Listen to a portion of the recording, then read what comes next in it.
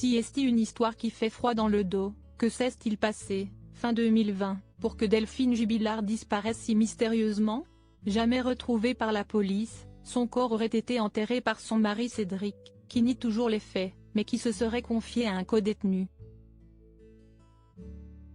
Et celui-ci, invité dans Touche pas à mon poste ce vendredi 20 octobre, aurait des enregistrements accablants. Pourrait-il faire à nouveau basculer l'affaire? Alors que l'enquête sur la disparition de Delphine Jubilard est désormais close, presque 3 ans après les faits, et que son mari Cédric Jubilard, mis en examen pour meurtre, est toujours en détention provisoire avant son procès même s'il nie les faits, le codétenu de celui-ci, surnommé Marco, a à nouveau fait parler de lui, ce vendredi 20 octobre. Invité dans l'émission Touche pas à mon poste, il a en effet évoqué Séverine, la nouvelle compagne de Cédric Jubilard, dans l'affaire.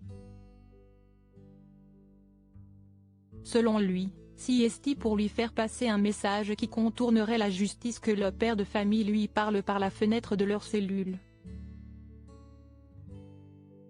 Il lui demande d'ailleurs de contacter Séverine. Il m'a donné son adresse, son numéro de téléphone, tout. Il les a écrits de ses mains, je suis sorti, je l'ai appelé, on a pris rendez-vous, explique d'ailleurs simplement Marco devant Cyril Hanouna. Une entrevue pendant laquelle, toujours selon le détenu, Séverine donne les coordonnées GPS du lieu où Cédric aurait enterré le corps de Delphine. Interrogée plus tard, celle-ci dément, rappelle Cyril Hanouna. Mais pas de quoi faire perdre son sang-froid à l'ex-prisonnier, sûr de lui, elle a enregistré, moi j'ai transmis tous les enregistrements au tribunal, révèle-t-il. La jeune femme était-elle donc impliquée dans l'affaire? Si Marco a bien transmis des conversations à la justice dans lesquelles tous les deux évoquaient l'idée de déplacer le corps de Delphine, selon des informations du Parisien en janvier 2022, l'ex-compagne de Cédric Jubilard n'aurait en réalité pas transmis de coordonnées GPS à l'ancien codétenu corse, mais l'aurait mené sur le chemin d'une ferme non loin du domicile du couple.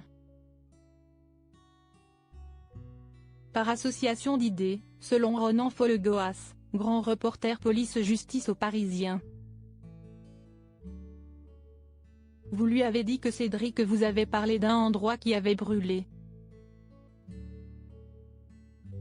Et elle pense à une ferme qui a brûlé au moment où Cédric est toujours en liberté au printemps 2021.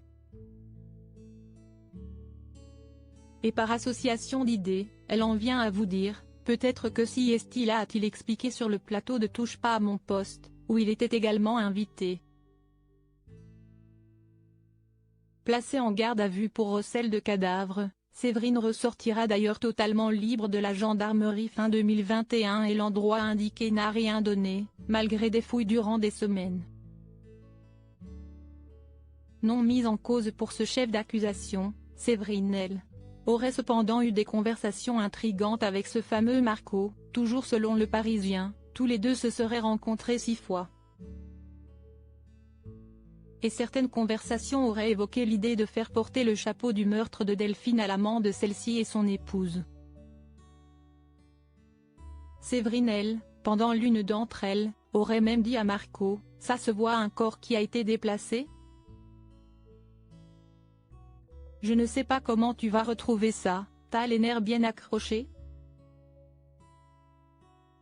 Interrogée, elle a nié savoir ce qu'il s'était passé et changé de version. Désormais séparée de Cédric Jubilard, elle le considère comme coupable. Mais en attendant son procès, Cédric Jubilard reste présumé innocent du meurtre dont il est accusé.